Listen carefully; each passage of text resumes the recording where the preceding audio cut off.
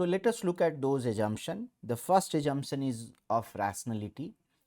We have already discussed some component of it. We said that a rational decision maker should always be able to compare different alternatives. We are saying he should be able to compare choices. And the second that we had discussed, that a rational decision maker should be consistent in decision making. If he is given 5 choices and he is picking, let us say, choice number 2, then in the some time later with those 5 choices he should again be picking the choice number 2. There shouldn't be randomness in picking these choices. Okay, so selection has to be consistent. So broadly, if we want to say, we should say that rationality means players are perfect in decision making. So completeness is required, consistency is required. Next requirement is that they should be working for maximizing their payoff. It means the example we had seen earlier of Ranga and Billa, Ranga should not care about what is happening to Billa, he should care about only one thing, that is how long he is going to be in jail, and he should work towards minimizing the duration of that jail sentence.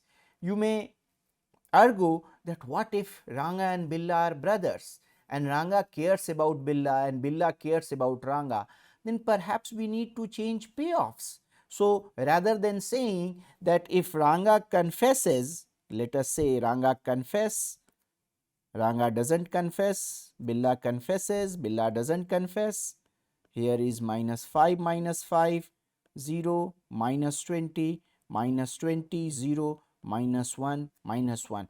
Let us say Ranga cares about his jail sentence equally in equal manner to Billa's jail sentence. Then if they both are and Billa is selfish brother, Billa doesn't care about Ranga's jail sentence, then we need to modify the payoffs here, which would look like something like this. Because Ranga cares about both jail sentences, we can say it means 10 year. How I am getting 10? Minus 5 minus 5. He cares equally about his jail sentence and equally about Billa's jail sentence. So this is going to be minus 10, but Billa cares about only his jail sentence. So this is going to be minus 5.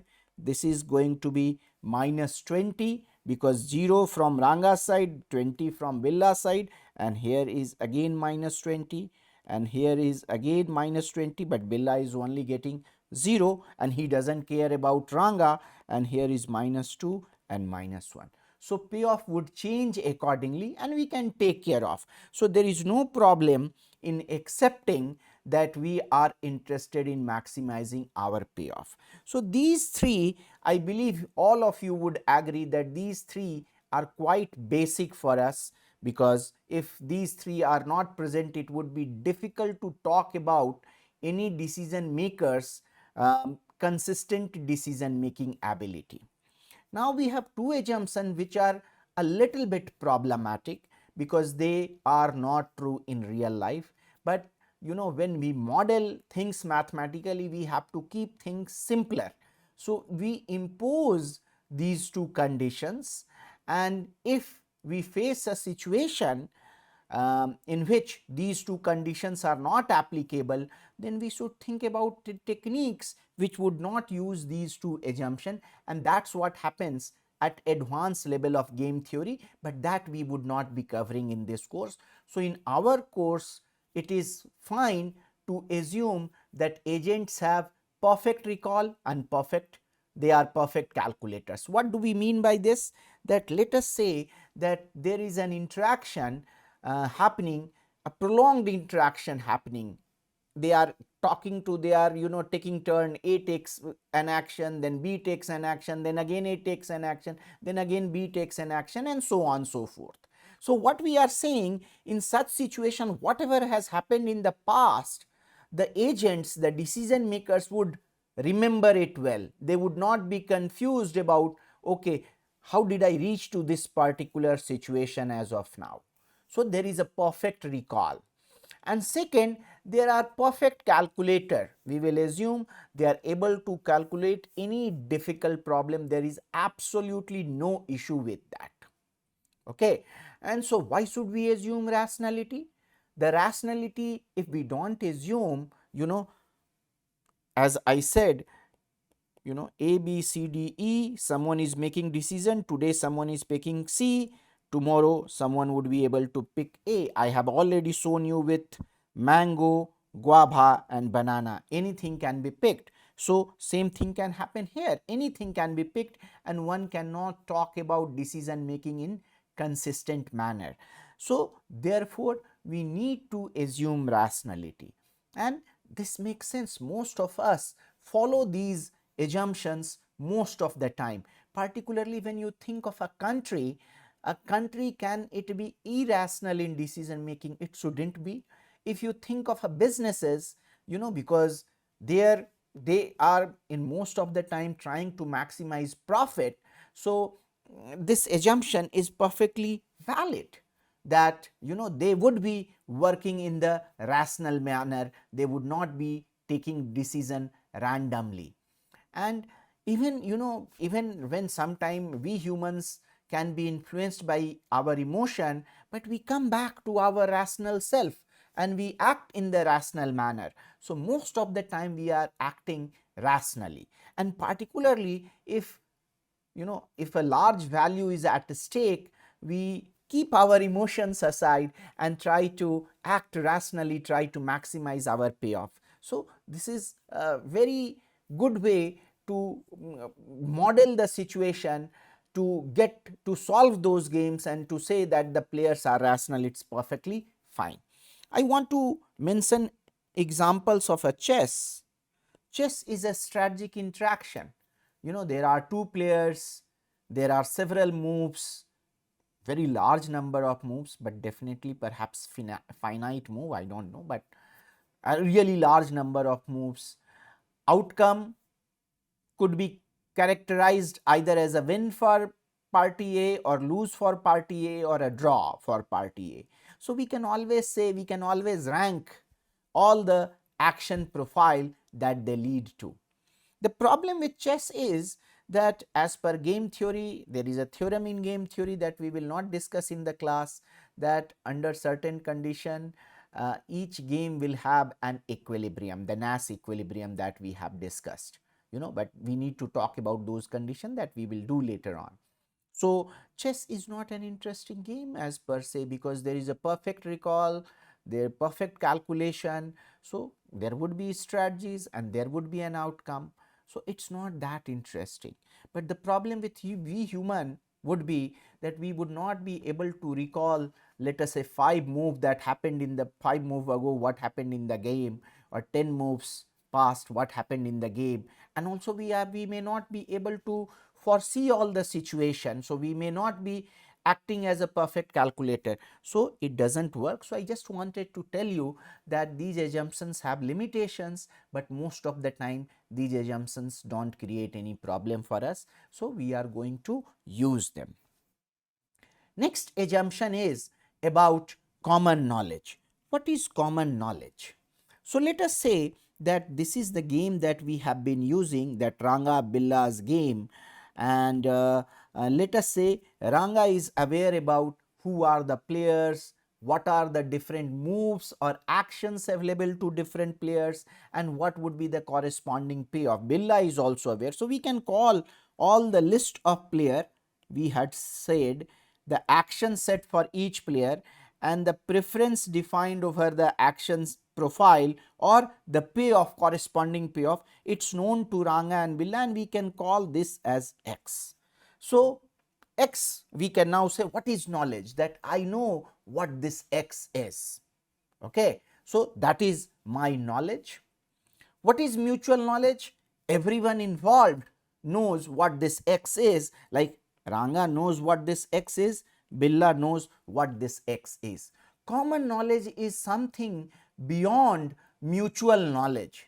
Mutual knowledge, everyone needs to know what X is, but common knowledge is that all players know X. So that is already part of mutual knowledge. But further, all know that all know X. So Ranga knows that Billa knows X and Billa knows that Ranga knows X. And we cannot stop here, we have to go further. It sounds funny, but all know that all know that all know X. That Ranga knows that Billa knows that Ranga knows X.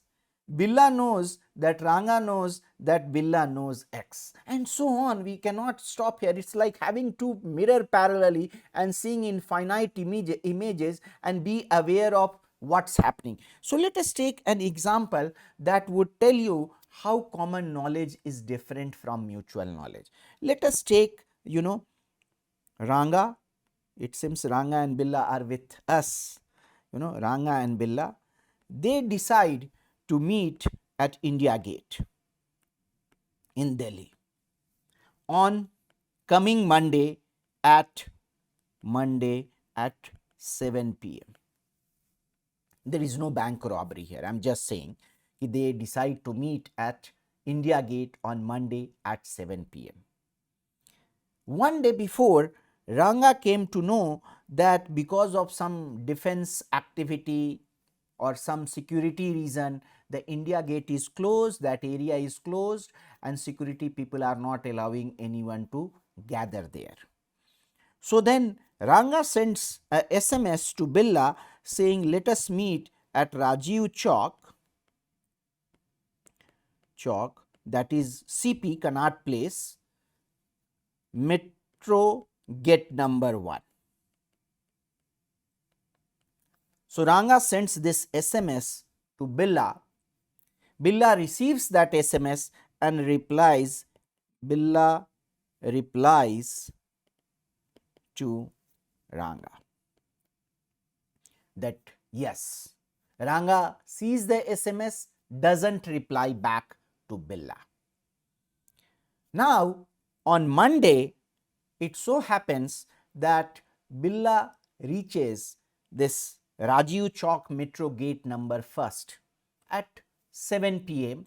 and he waits for Ranga, but Ranga doesn't show up there till 7:15. Now let us try to understand that, of course, Billa will start thinking perhaps Ranga didn't get my message or Ranga may be late. Both are the possibility. So let us say how this knowledge is playing the role. So what is the knowledge here? Knowledge here we will ignore the India Gate story and we will say knowledge is meeting on Monday at 7 p.m. At CP Metro Gate number 1 or Rajiv Chowk. This is what it is called. This is what knowledge is. This is what X is. We can check. Does Ranga know X? Yes, Ranga knows X. Ranga is the one who sent SMS to Billa that we are going to meet at Rajiv Chowk Metro Gate number 1. Does Billa know X, that they are meeting on Monday at 7 p.m. at CP Metro Gate number 1? Yes, Billa knows because he received a SMS from Ranga about this meeting. So Billa also knows. How about mutual knowledge? It is mutual knowledge that Ranga and Billa, they both know that they are meeting at CP Metro Gate number 1. Now let us check for common knowledge. Do we have common knowledge here? So of course, for common knowledge there are many requirements. All player knows, that we have checked. All player knows. All know that all know X. That's what we have to check now. Does Ranga knows that Billa knows?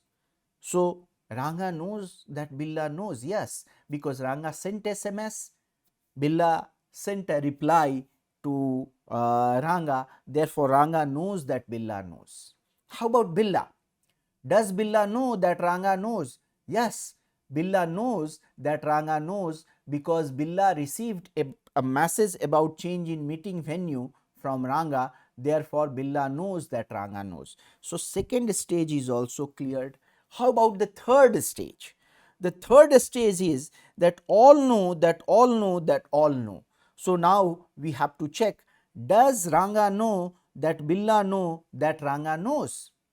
That is true, because that answer is yes. Ranga knows that Ranga sent a SMS to Billa. Billa replied back.